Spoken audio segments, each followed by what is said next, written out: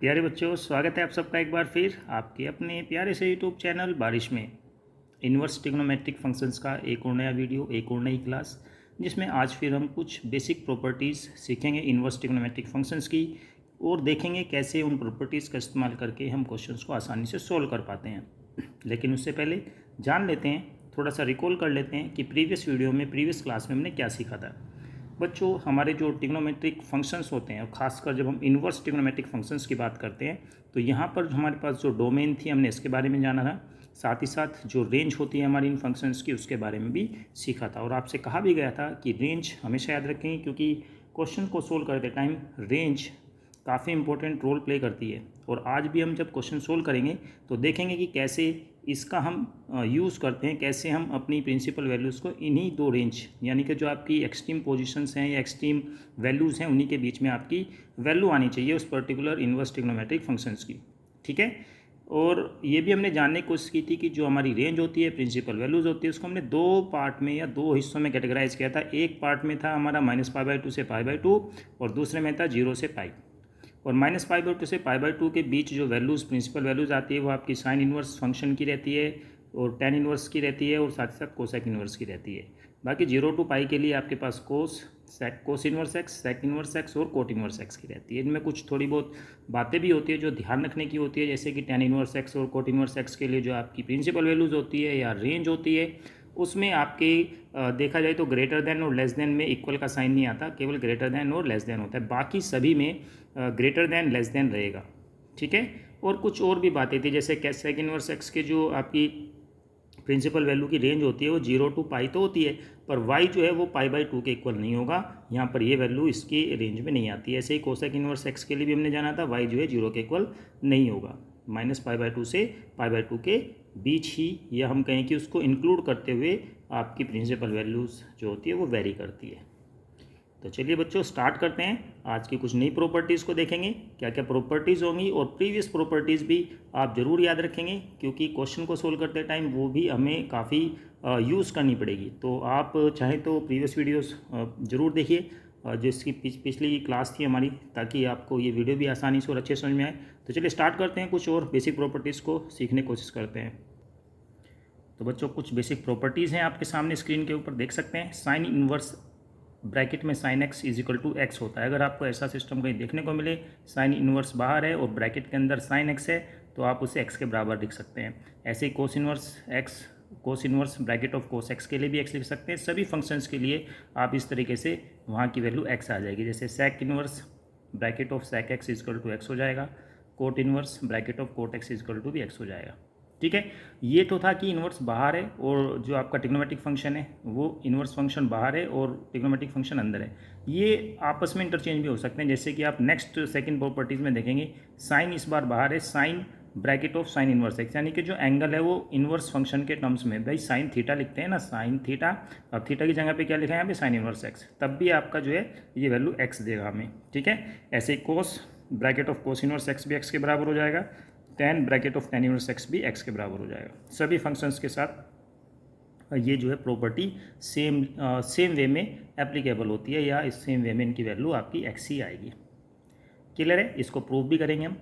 साथ ही साथ third property क्या होगी, अगर हमारे पास इन्वर्स फंक्शन साइन में है, उसे कोसेक में कन्वर्ट करना चाहते हैं, तो आपकी जो वैल्यू एक्स है उसे 1/x लिख देंगे, जैसे कि आप स्क्रीन पे देख पा रहे हैं। कोसेक इन्वर्स एक्स है तो उसको साइन इन्वर्स 1/x लिख सकते हैं। कोस इन्वर्स एक्स है तो उसे सेक इन्वर्स 1/x लिख सकते हैं। सेक इन्वर्स एक्स है तो उसे कोस इन्वर्स 1/x लिख सकते हैं। यानी कि टेन को अगर कोट में, या हम कहें कि टेन इन्वर्स फंक्शन को जो आप कोट इन्वर्स फंक्शन में बदलना चाहते हैं, तो आपको जो वैल्यू होती है इन्वर्स के बाद में उसको आपको रिवर्स कर देना है। ठीक है। क्लियर हुआ यहाँ तक। अब हम प्रॉपर्टीज़ को, इनको प्रूफ देखेंगे कि कैसे प्रॉपर्टीज़ को प्रूफ कर सकते हैं। बहुत आसान है, सिंपली हम इसको सीख सकते हैं। तो चलिए स्टार्ट करते हैं, इसको देखते हैं। बच्चों, जैसे sine inverse bracket of sine X equal to X, ये हमारी प्रॉपर्टी थी। सेम वे में हमारी cos inverse cos X equal to X आ रहा था, वो भी थी। तो कैसे इसको प्रूफ करते हैं, लेट ये जो ब्रैकेट में है साइन एक्स, इसको आपने थीटा मान लिया। ठीक है।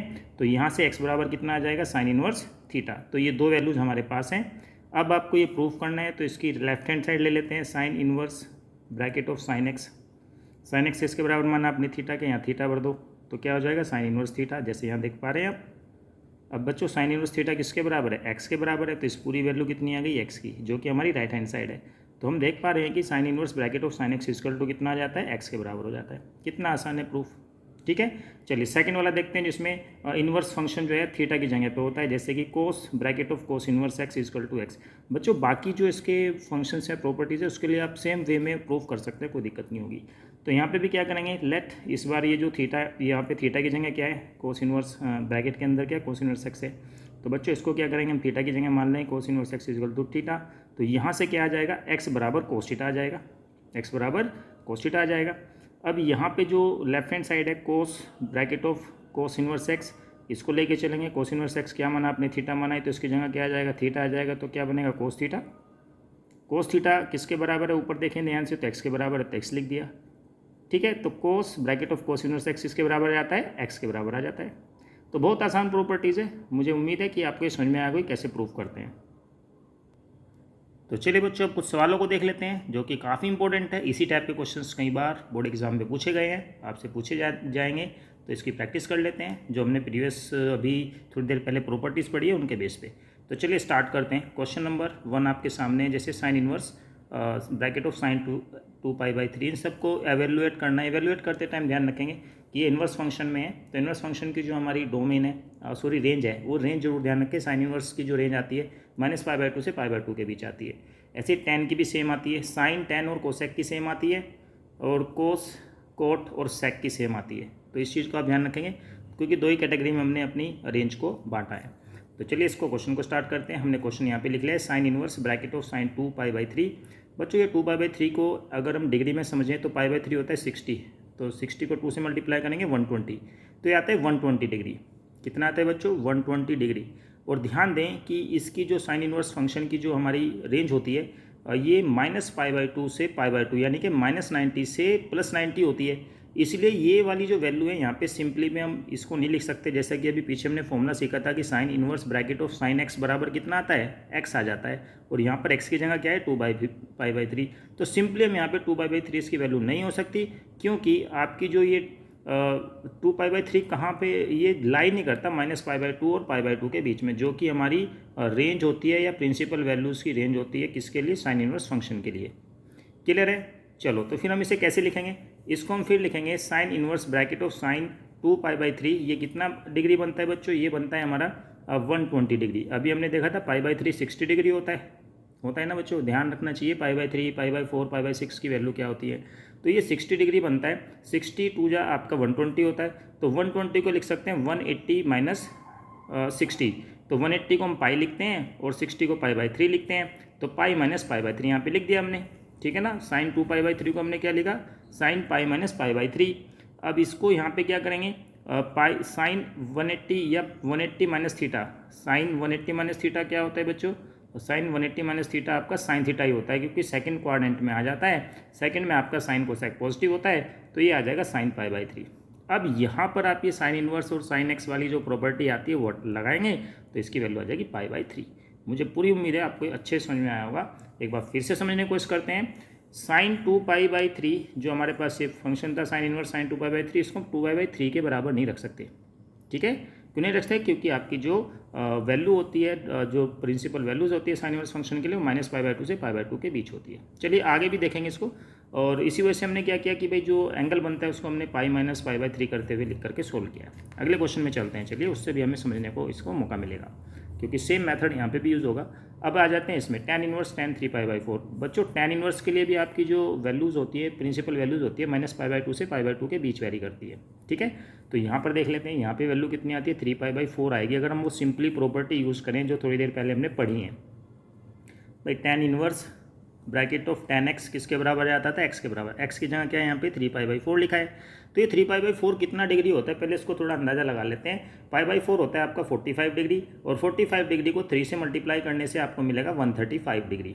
ठीक है, और 135 डिग्री π/2 यानी कि 90 डिग्री से ज़्यादा होता है। इसका मतलब भाई आपका जो 3π/4 है ये इसका आंसर नहीं हो सकता, ये इसकी प्रिंसिपल वैल्यू नहीं हो सकती, क्योंकि प्रिंसिपल वैल्यू जो tan इनवर्स के लिए होती है वो आपकी -π/2 से π/2 के बीच वेरी करती है। तो यही सेम बात हमने यहाँ पे लिखी हुई है।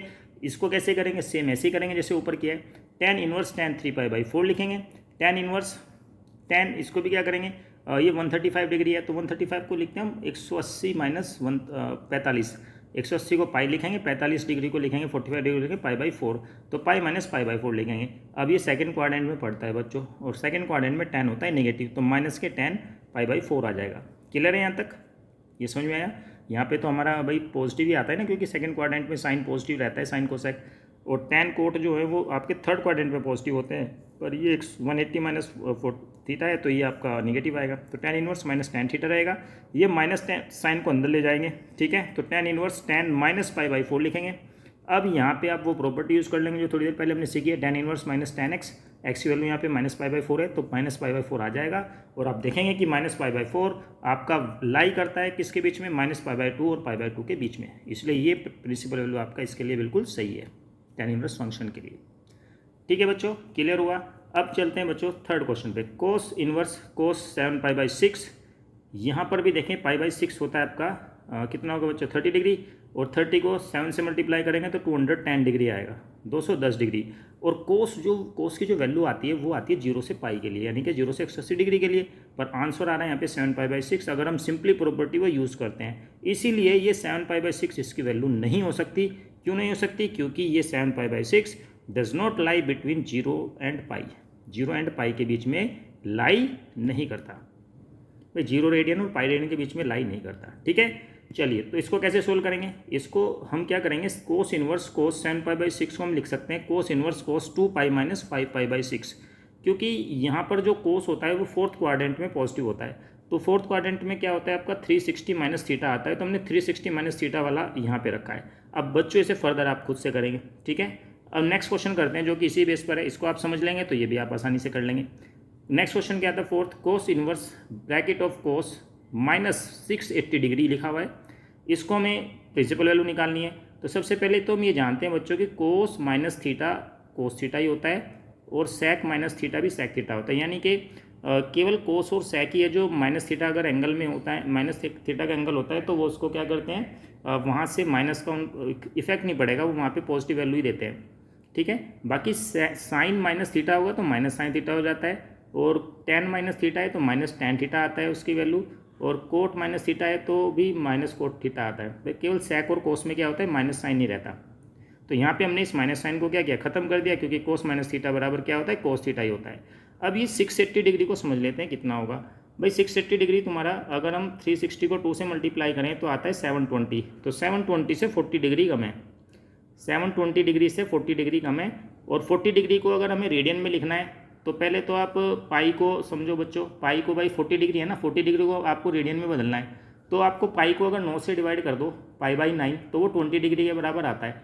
तो π/9 को 2 से मल्टीप्लाई कर दो तो वो 40 डिग्री हो जाएगा, जैसे कि आप यहाँ देख पा रहे हैं। सबसे पहले हमने क्या किया, इसको 2 × 2π लिखा। 2π का मतलब बच्चों 2π नहीं आएगा यहाँ पे,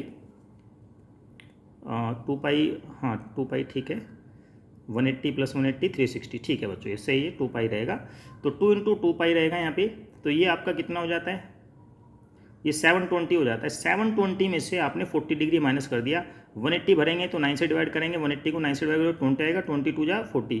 तो अगर 720 में से 40 माइनस कर दोगे डिग्री तो 680 आ जाएगा। ये करना आपके लिए बहुत ज़रूरी है, सीखना इसको कि कैसे रेडियन में हमने इसको कन्वर्ट करते हुए लिखा है। अब कोस 360 माइनस थीटा आता है आपका कोस थीटा के बराबर, बिल्कुल जैसे यहाँ पे करेंगे ऐसे यहाँ पे करते जाएंगे, तो कोस इनवर्स कोस 2π/9 आ जाएगा। अब यहाँ पे हमने प्रॉपर्टी लगा दी, कोस इनवर्स कोस x बराबर क्या आ जाता है, x की, और x की जगह पे क्या है यहाँ पे 2π/9 है, तो 2π/9 यहाँ पे हमारा आंसर आ जाएगा।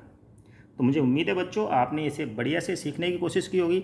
आप इसे 1-2 बार कॉपी पे प्रैक्टिस करोगे, आपको अच्छे समझ में आ जाएगा। कुछ और 1-2 क्वेश्चन और देख लेते हैं। चलिए बच्चों, स्क्रीन पे आप देख पा रहे हैं cosec inverse bracket of 2 cos 2π3, इसकी हमको वैल्यू फाइंड करनी है, प्रिंसिपल वैल्यू फाइंड करनी है।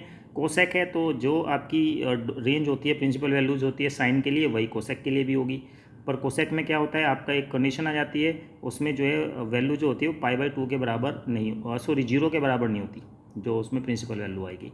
प्रिंसिपल वैल्यू की रेंज में जो है 0 नहीं आता। तो कैसे सोल्व करेंगे इसे, तो कोस 2π/3 है हमारे पास में, π/3 का मतलब होता है 60 डिग्री।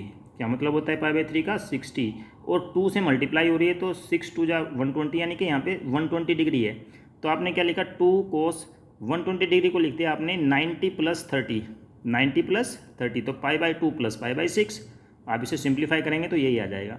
तो π/2 + π/6 का मतलब हुआ cos 90 + थीटा, कोस 90 प्लस थीटा आपका सेकंड क्वाड्रेंट में आता है, और सेकंड क्वाड्रेंट में आपका क्या होता है, ये कोस निगेटिव होता है तो माइनस साइन लगेगा, और 90 प्लस माइनस थीटा के लिए रेशो चेंज हो जाते हैं तो कोस जो है आपका साइन में बदल जाएगा, तो साइन पाई बाई 6 ऐसे आ जाएगा, माइनस के साइन पाई बाई 6।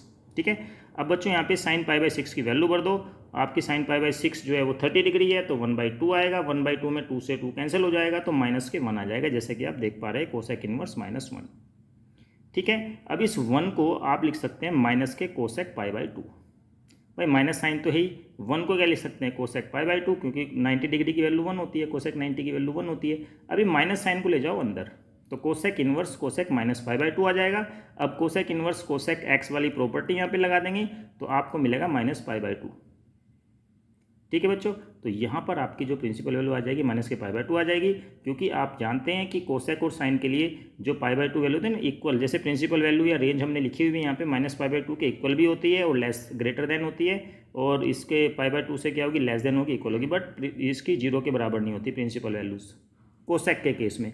साइन के केस में हो जाती है, साइन इनवर्स के केस में। तो उम्मीद है आपको समझ में आया होगा। चलिए एक क्वेश्चन और देख लेते हैं बच्चों। यहाँ पर हमने कुछ क्वेश्चन लिखे हुए हैं आपके लिए, आप देख सकते हैं। जैसे फर्स्ट क्वेश्चन है साइन इनवर्स √3 - 1 2 √2, इसकी प्रिंसिपल वैल्यू निकालनी है। फिर sine inverse cos 3 pi by 4, ऐसा क्वेश्चन हमने पीछे किया था। फिर sine inverse cos bracket of sine inverse √3/2। ये 3 क्वेश्चन है, फटाफट से हम कोशिश करेंगे देखने की।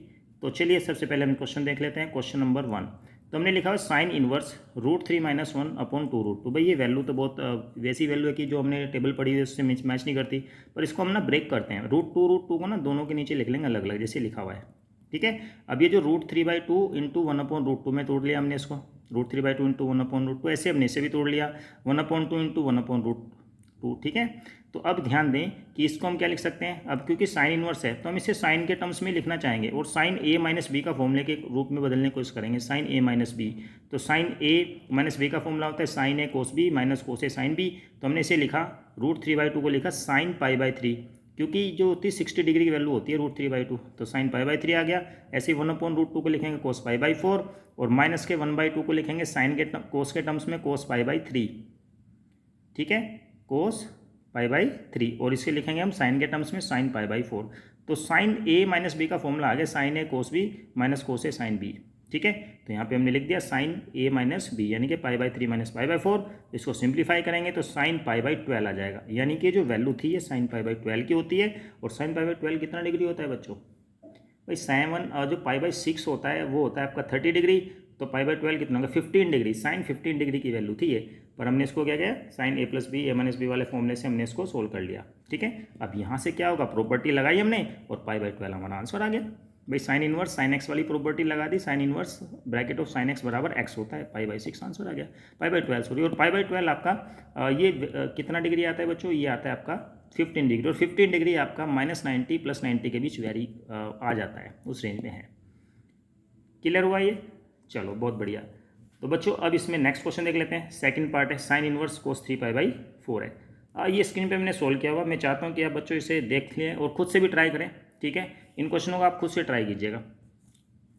तो बच्चों आप जो है पढ़ते रहिए लगातार, और कहीं पे कोई डाउट हो, कोई परेशानी हो, कोई समस्या हो तो कमेंट बॉक्स में कमेंट जरूर कीजिए। तब तक के लिए बच्चों पढ़ते रहिए। All the very best.